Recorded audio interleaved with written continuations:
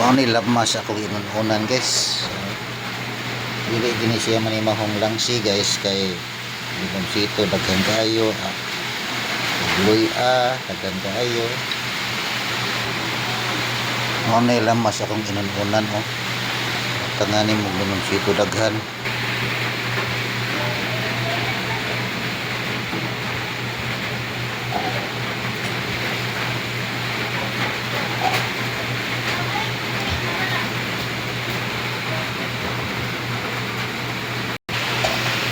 Ato sa takuban guys, ato na ablihan guys, tangan ta nag oyster sauce para malami siya. Ini nawa ang oyster sauce guys, ato na siyang duhaon para lami kayo ang feeling sa inyong pagkaon. Ito tangan pa din pag magic sarap para perfect yung lami. Ano kayo magluto pag ginunan guys.